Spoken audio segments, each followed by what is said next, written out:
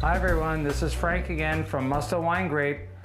We've got a session for you today on storage vessels, and they range, but I want to go over every different type you can possibly use. So we're going to start off with the carboys. Most people that start winemaking begin with carboys, which are glass or plastic vessels. Now notice this one I have has a piece of tin foil over it. When I store my carboys, I just like to cover them up so that bugs and dirt don't get inside. And then when I'm ready to use them, I just take it off. Now, we had a session on cleaning and sanitizing. Before I use this, I'm going to put a little bit of sulfite in it first, correct? Every storage device that I'm going to put wine into, I'm going to give it sulfite spray or liquid, even though I've already cleaned and sanitized. So, carboys come in 3-gallon, 5-gallon, 6-gallon, or you could talk liters if you'd like. And you should have a variety of them. I don't use a lot of carboys myself because I have a lot of tanks, but I'm in a situation right now in my wine cellar where I do have some overflow that won't fit in my tanks, so I've got them in carboys. But besides these big guys, we need to have smaller ones also. And the reason I say that is rule number 1 with storing wine is you never want to leave air up on top of that wine. So you always want to top your wines up right about to the neck. All right, so that's the trouble with carboys is they always have to be filled. All right, not that it's a real problem, but we'll get into tanks later on, which take that concern away. Now, you should also have 1-gallon and half-gallon containers. And here's a situation I have right over here is I had some wine left over, so I have a gallon filled and a half-gallon filled that I have to do further degassing on. So it's good to have. I usually have at least 6 of each of these in the house to take care of. So I'm going to put these back where they came from. We clean these just like we clean anything else. Our carboys, we end up putting bungs in our carboys. Now, the carboy diameter, be careful. Sometimes they're different. But I want to show you something I do over here. I made a little device which I think works pretty well. And I always get concerned. So inside of this pail, which I'll tip over for you, I have a lot of bungs in here and stoppers. So I keep them in this pail, but I like to keep them clean and sanitized. So what I've done is I took a pail and I drilled holes in the bottom of it. All right? Then I took the same pail and I put sulfite in the bottom of this one. So you notice there's all sulfite powder in there. Sulfite, the fumes alone will help protect this. So I put some fresh sulfite in here. I drill holes in this pail, and when you drop it in very slowly, or it will come up and hit you right in the face and knock you out. So, little trick on how to store your carboys, your air traps, and so forth. So, I'm going to try to find a bung that fits this. This one's a little bit too small. And there's different types of bungs, by the way. You've got your rubber stoppers. This is a number 10. The size is on top of this, okay? This is a solid bung. This has a hole in it. This has a hole in it because we can put an air trap inside of it, which I'm going to do in a minute. The other type you can buy is it's more of a flexible one. So if I put this one in, these will work fine too, but these will take a set after a while, whereas these seem to last a little bit longer. But I have both that I use. So if I've got wine in here and I'm going to put a bung in it, the first thing I'm going to do is I would wash and clean this, dry it off, put your bung in first, then put your air trap in. Don't put your air trap in with it, because when you put it in now, it's going to push it harder, which is good. Now, there's 2 ways to fill this. You could take your SO2 spray, and you could spray this until you fill it halfway. Or another little trick that I like to do is I use vodka. And I put vodka inside the same amount. The reason I use vodka is SO2 dissipates over time. So if you have an ear trap filled with this for a month or 2, it could go neutral on you. In other words, the SO2 is useless. If you put vodka in it, it lasts forever. So I tend to use vodka on all my air traps. So when we put this in, all right, we're filled up to here. We've got our bubbler on here. We're all set. So this is the proper way to store. Once your wine is done with any type of activity or gas, then you could take this one out and you can go to a solid bung. So this one just doesn't have a hole in it. So I could pull this one out and put this one in. Now you might come down the next day and the bung is gone. And that's because there was still gas in there. It popped it off and blew it on the floor. You need to go back to this. So don't panic if the bung popped out. That just means there was still gas in that wine. I need to take care of it. All right. 2 types of air traps. You have the 1-piece and you have the 3-piece. You can use either one. The 3-piece is obviously easier to clean. Notice this one looks powdery. I had it in sulfite. It's keeping it sanitary. This one you fill it with vodka or SO2, drop the cap in and put it on. Now the reason for an air trap, by the way, is simple. Is if we have an air trap in our carboy, like so, we don't want air in our wine. Yet if there's gas, we want it to come out. So if there's gas in here, it'll bubble or burp its way through. You'll hear blip, blip, and that means you still got gas coming out, but we're not getting any air in. The air can't make it through the water or the vodka. So very important.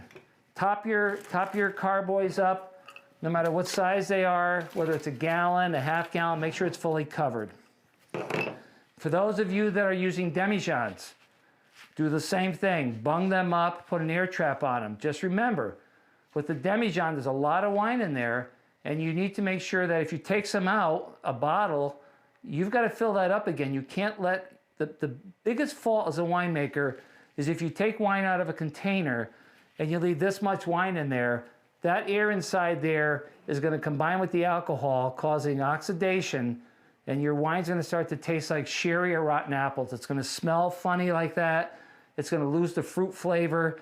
That's your fault. Wine doesn't oxidize on its own. If you top it off, you don't have any leaks, your wine will not oxidize.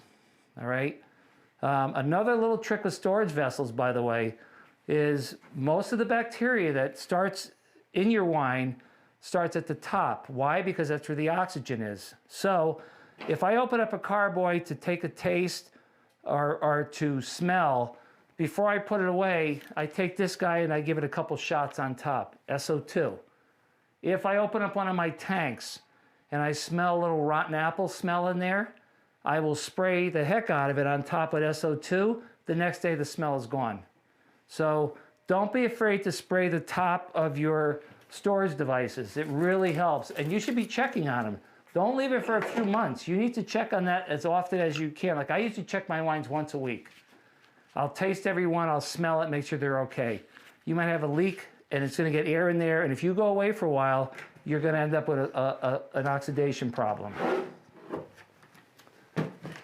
Okay, so that's enough on carboys. Now we're going to talk about tanks next, all right? And once you get past your carboys, if you're making enough wine where you feel like if you have 3 to 4 carboys of a Merlot, I think it's time for you to move into a tank. For the money you spend for 4 carboys, you should be looking at a tank.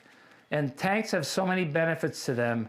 Probably the only negative is it might cost you more than you want to spend, but when you add up what you're spending for the carboys, it makes a big difference. So this happens to be 100 liter. I have about 15 tanks, all different sizes. I have 250s, 200s, 150s, but I have a lot of hundreds because I like to buy 8 to 10 cases of grapes and make 25 gallons, which is 100 liters. So if I decide to make a cab and I get 10 cases, I could fill this tank to the top. And I don't believe in filling half a tank with wine. I believe in filling it right to the brim. So a little argument between me and my wife on that one, but I like to fill that son of a gun up just like a cup of coffee. Same amount of work, just a little bit more money, but that's okay. So let's put a tank together. So when you buy a tank, by the way, you get a stand with it, but I built my own stand because I have so many tanks. You get a stand with it, you get a spigot with it, which is an awesome thing because that spigot allows me to go and take a sample of wine right now. If I want to try a wine or do a sample or a test on it, I can take it out of the bottom. This is called a variable capacity tank. What that means is I could have this much wine, this much wine, this much wine. Why? Because we have a lid that floats on the inside. This lid goes inside and it floats on top of the wine like a boat. So variable capacity means I could have 100 liters, 70, 72, 10, I don't care. But let me show you how this goes together. Now this normally comes with a marble air trap, which I'd recommend that you take that out and you put in, just buy a regular bung and put in a regular air trap, and you're as good as gold. I don't like the marble air traps because I've seen too many leakages on those. They're expecting a round marble to fill a round pocket. So let's put this together. So we have a couple different balloons here. This is the balloon that comes with the tanks that you get from Italy and so forth. Many of you have seen these. This is what kind of turns people off the tanks because they get oxidation. Air gets in. But that's because of the way the seam is on this. There's a seam where they weld this together that's very sharp, and I've seen it myself where when you pump this up, it ends up, you see bubbles coming out of there. The air is going to get in if air can get out. So I've converted all my tanks over to a different type of they call them a bladder too. So let me show you that bladder. This one's like a bicycle tires. It's not that much money. It's also seamless. There's no seam on this one, which is crucial, okay? It also comes with a brass stem on it, which is great compared to the other one that's on there. So I'm going to put this on. They give you a little hole that you stick it through the stem. And be careful, this stainless is sharp, and I've cut myself on it. I'm going to put that through. I'm going to put the nut on it. Just for now, I'm going to snug it up by hand. And then you just kind of have to walk this balloon around. So you don't need two people for this, but you do need your legs. Just kind of get it around. And then once you get it on, don't leave it like this, because if you don't have this in the right place, when you go to pump it up, you could push down on the wine and wine oozes out and you want to know what's wrong. You need to center this. So I'm going to take this and walk my way around it. I'm going to center this balloon in the groove. I'm going to do one more thing. So I look good there. I'm a little high over here. If you want to order these balloons, you can call and you just give your tank diameter and they'll tell you what size balloon you need. So that balloon's on right now. I'm going to tighten the nut up.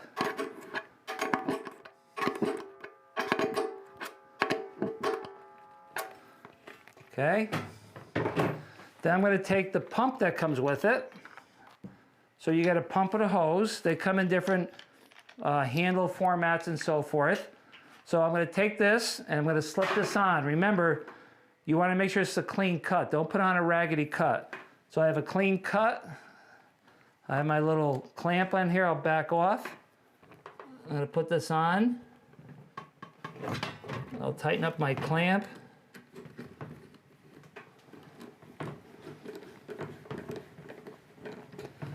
And what I'll do while I'm doing something else is I'm going to pump this and blow it up. Now I'm going to back this all the way out.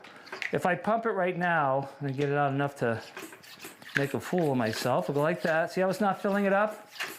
If you close it too much to make a fool of yourself, it won't pump at all because you've got it shut off. So you got to back it off enough where you can pump it. And you'll see the balloons going up. They give you a gauge.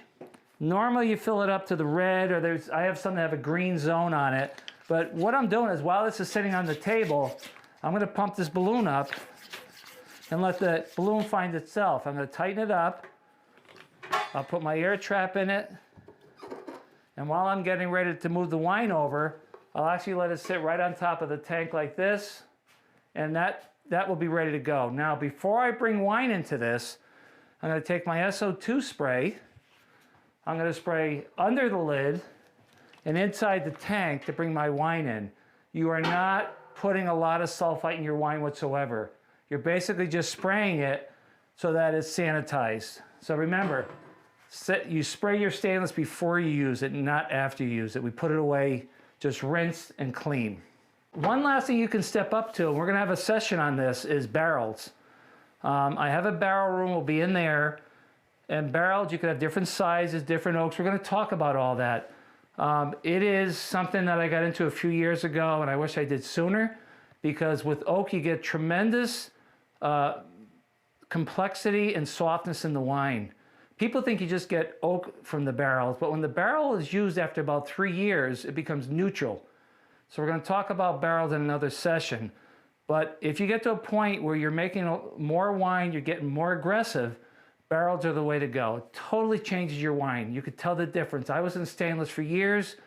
Once I went to oak, people say once you went to wood, the wine got so much better. So we'll talk about that in another session, but we wanted you to understand all the storage devices that you could use, and you should have them on hand. So you decide how much you want to spend, but if you should at least have carboys on hand to make sure that if you have any overflow, you can go. You should have half gallons, 1 gallons, have plenty of air traps, plenty of bungs. You don't want to be stuck on a Sunday night doing something and you don't have something to close it off with. All right, so that's our session today. I hope you learned. Make some good wine.